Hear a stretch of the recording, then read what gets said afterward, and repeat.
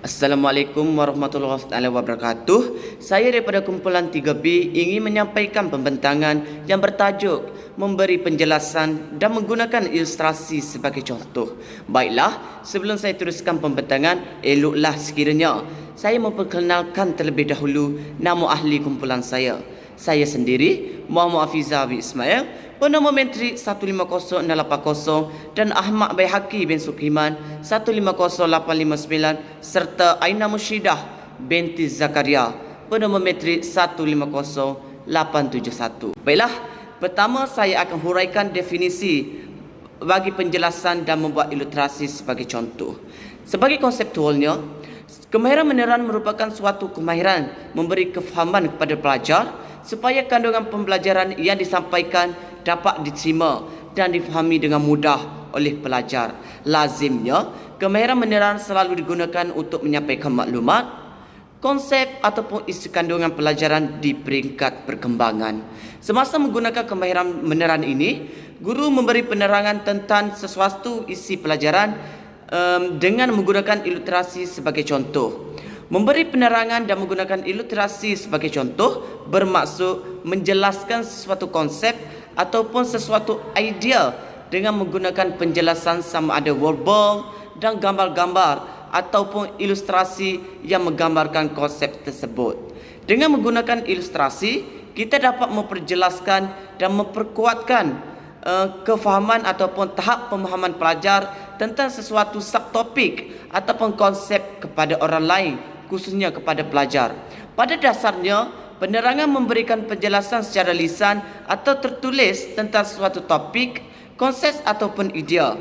Penerangan ini bertujuan untuk menyampaikan informasi ataupun maklumat dengan jelas dan ringkas sehingga pendengar ataupun pelajar dapat memahaminya dengan mudah.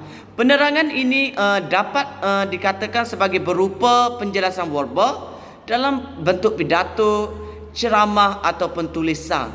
Selain penerangan verbal, menggunakan ilustrasi sebagai contoh dapat memberikan dukungan visual yang membantu memperkuatkan pemahaman pelajar. Ilustrasi adalah gambar-gambar ataupun visualisasi yang menggambarkan suatu konsep ataupun idea. Ilustrasi dapat berupa dalam bentuk diagram, grafik, sketsa ataupun gambar yang relevan dengan topik ataupun subtopik yang sedang dijelaskan oleh guru. Ilustrasi digunakan untuk memperjelaskan dan mengilustrasikan konsep ataupun idea yang sulit ataupun sukar difahami secara verbal oleh pelajar. Baiklah, seterusnya ialah berkaitan dengan objektif yang perlu dicapai oleh guru semasa memberi penerangan dan menggunakan ilustrasi sebagai contoh. Pertama sekali, guru perlu menyampaikan maklumat ataupun menjelaskan isi pelajaran dalam masa yang singkat. Dalam hal ini, guru tidak disarankan untuk memberi penerangan dalam tempoh masa yang lama kerana bimbang murid akan mudah berasa bosan. Objektif yang kedua ialah guru perlu menjadi ejen untuk memudahkan pelajar dalam memahami konsep ataupun isi pelajaran dengan jelas. Dalam aspek ini, guru perlu menggunakan istilah ataupun bahasa yang mudah difahami oleh pelajar supaya penerangan yang disampaikan itu dapat diterima oleh pelajar dengan berkesan. Objektif yang ketiga ialah guru perlu menhuraikan sesuatu proses atau prosedur seperti langkah dalam menjalankan sesuatu uji kaji ataupun menyelesaikan masalah. Objektif yang terakhir ialah guru perlu menjelaskan sebab-sebab mengapa ataupun sebab musabab berlakunya sesuatu peristiwa ataupun meramalkan kemungkinan berlakunya sesuatu peristiwa tertentu. Sebagai contohnya, jika guru menerangkan berkaitan dengan semangat nasionalisme di tanah Melayu misalnya, maka guru juga perlu menerangkan berserta dengan ilustrasi sebagai contoh tentang bagaimana ataupun sebab musabab yang boleh mencetuskan semangat nasionalisme di tanah Melayu. Baiklah, seterusnya saya akan menerangkan apakah prinsip-prinsip tentang kemahiran dalam memberi penjelasan dan membuat ilustrasi sebagai contoh. Prinsip yang pertama, guru perlu menyampaikan maklumat ataupun menjelaskan isi pelajaran dalam masa yang singkat.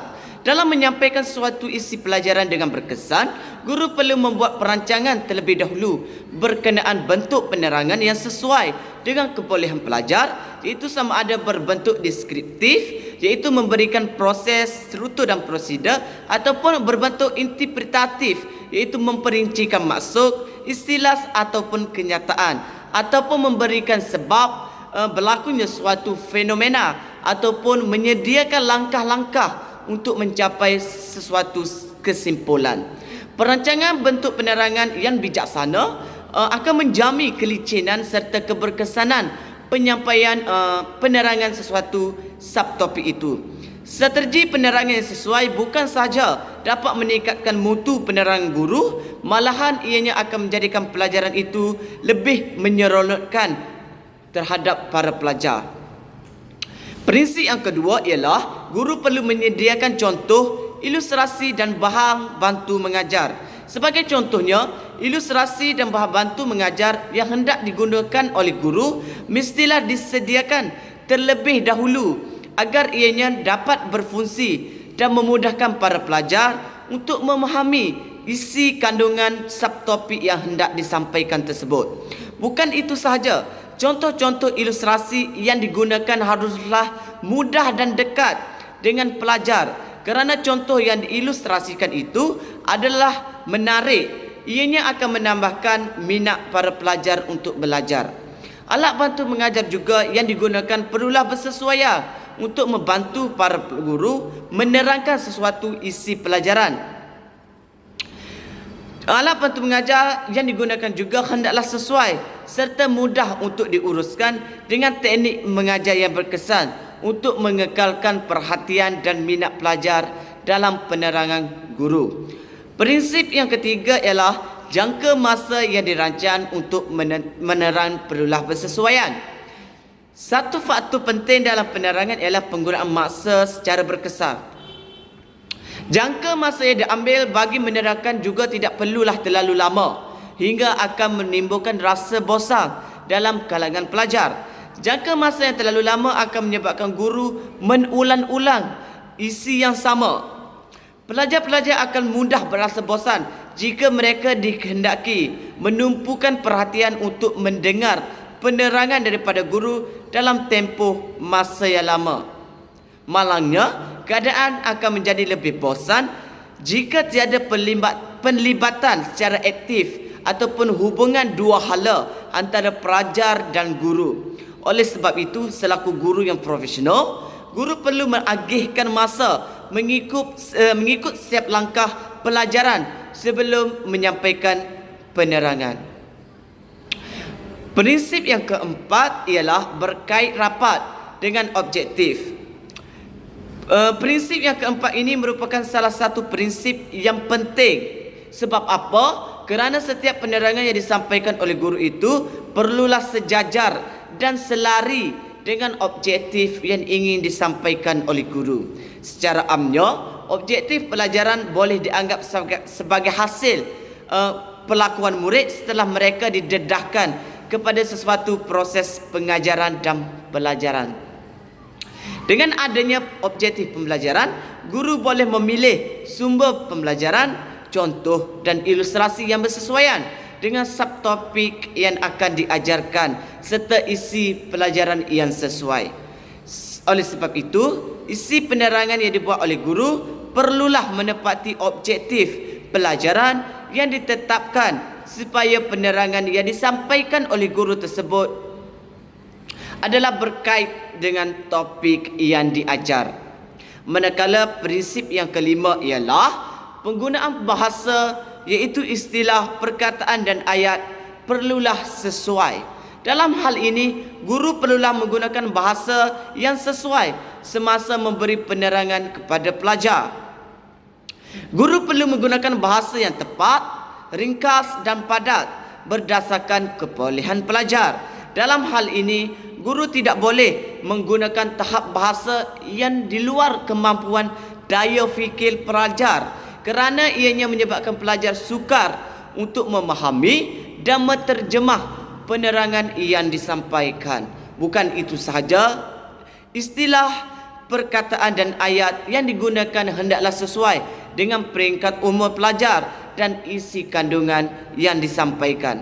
Sebagai contohnya, jika kita mengajar pelajar yang berada di tahap sekolah menengah rendah, guru disarankan untuk menggunakan istilah, frasa ataupun perkataan yang mudah difahami dan biasa didengar oleh pelajar. Guru perlulah mengelakkan daripada menggunakan frasa yang mempunyai makna yang kabur dan sukar untuk diterjemah oleh pelajar.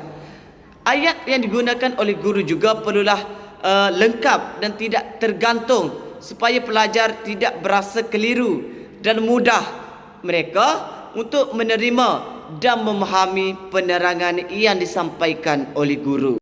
Seterusnya saya akan menerangkan berkaitan dengan komponen-komponen dalam menggunakan kemahiran meneran dan menggunakan ilustrasi sebagai contoh. Dalam hal ini, komponen pertama ialah permulaan penerangan. Dalam komponen ini, guru perlu mahir dalam memulakan penerangan supaya ia dapat merangsang dan mengekalkan minat dan tumpuan para pelajar kepada perkara-perkara yang hendak diterangkan oleh guru kepada pelajar. Dalam hal ini, guru-guru perlu mempertimbangkan tahap kesediaan pelajar dan kesesuaian isi pembelajaran. Jika pendekatan deduktif yang dipilih oleh guru, maka idea utama ataupun kata kunci yang digunakan hendaklah ringkas, jelas, padat dan tepat. Permulaan setiap penerangan juga seharusnya dapat membayangkan struktur penerangan yang sebenar. Selain itu, komponen kedua ialah berkaitan dengan ilustrasi. Dalam komponen ini, contoh-contoh dan ilustrasi yang diberikan oleh guru perlulah mencukupi sesuai dengan peringkat umur pelajar dan isi kandungan yang hendak diterangkan.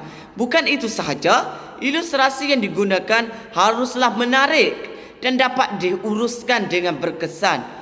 Penggunaan bahan ataupun sumber perlulah dapat merangsang minat pelajar dan membantu kefahaman pelajar. Seboleh-bolehnya, ilustrasi yang digunakan oleh guru perlulah dapat menggalakkan kemahiran berfikir dan tahap kognitif dalam kalangan pelajar. Di samping itu, komponen ketiga ialah pemeringkatan ataupun penyusunan idea. Dalam hal ini, penerangan berkenaan sesuatu idea ataupun isi utama perlu dibuat secara sistematik ataupun berperingkat. Prinsip-prinsip pengajaran seperti daripada yang mudah kepada yang susah, daripada yang diketahui kepada yang belum diketahui perlulah diterapkan. Pemilihan isi pelajaran haruslah berdasarkan kepada kebolehan sedia ada murid ataupun pelajar tersebut. Isi yang dipilih hendaklah bersesuaian dengan kebolehan dan kematangan murid dalam tahap pelajaran, haruslah tidak terlalu tinggi ataupun terlalu rendah. Isi pelajaran yang terlalu tinggi arasnya tidak akan mudah dipahami oleh murid, manakala yang terlalu senang pula tidak akan merasakan mereka itu tercabar. Oleh sebab itu, pemeringkatan ataupun penyusunan idea itu perlulah bersesuaian dan sistematik untuk menjamin kefahaman murid. Okey, baiklah, komponen yang terakhir ialah penutup ataupun kesimpulan.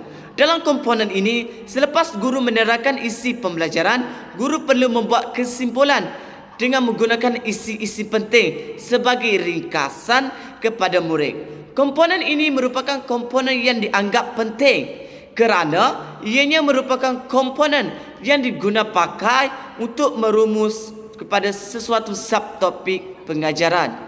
Seterusnya, saya akan membentangkan berkaitan dengan kesan-kesan daripada penggunaan kemahiran meneran dan menggunakan ilustrasi sebagai contoh. Kesan yang pertama ialah para pelajar dapat memahami konsep ataupun isi pembelajaran dengan lebih cepat, mudah dan tepat.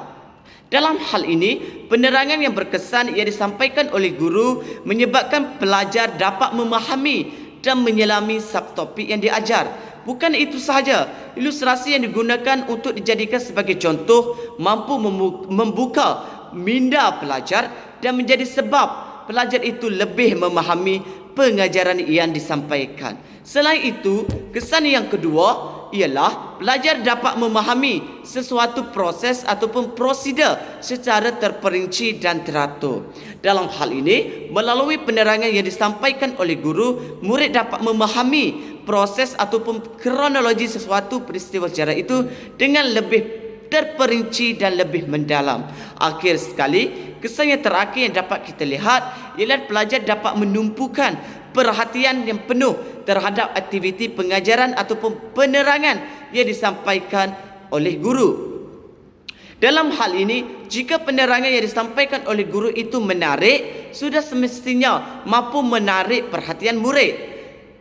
Penggunaan ilustrasi sebagai contoh yang menarik juga mampu mencuri perhatian para pelajar untuk menumpukan perhatian mereka sepenuhnya terhadap penerangan yang disampaikan oleh guru. Sebagai kesimpulannya, kemahiran menerang dan menggunakan ilustrasi sebagai contoh yang dipraktikkan dalam pengajian mikro adalah bertujuan supaya para guru pelatih tidak kekok apabila berhadapan dengan situasi sebenar apabila mereka bersemuka dengan para pelajar. Untuk menjadikan pengalaman mengajar ini lebih berkesan, para guru haruslah bijak dalam menggunakan bahan baku mengajar dan juga mempelbagaikan teknik ataupun kaedah pengajaran dan pembelajaran supaya penerangan yang dibuat akan mendapat maklum balas yang positif dan baik dari kalangan murid. Penjagaan masa dan penggunaan bahasa juga perlulah diteliti secara terperinci menyebabkan objektif pengajaran dan pembelajaran dapat dicapai dengan mudah dan sistematik. Selain itu, guru juga boleh menggunakan kemahiran penyoalan untuk menguji minda pelajar sama ada mereka dapat menerima penerangan guru ataupun tidak. Melalui respon ataupun reaksi daripada pelajar, guru boleh membuat kesimpulan bahawa hasil penerangan yang disampaikan itu membawa kepada positif ataupun negatif. Sekiranya penerangan guru mendapat respon negatif daripada kalangan pelajar, bermakna penerangan yang dibuat perlu diperbaiki lagi dan guru juga perlu menguasai teknik menerang dengan lebih mendalam dan haruslah pandai mempelbagaikan kaedah mengajar dan menggunakan alat bahan batu mengajar untuk menarik minat para pelajar dalam satu subjek yang diajarkan.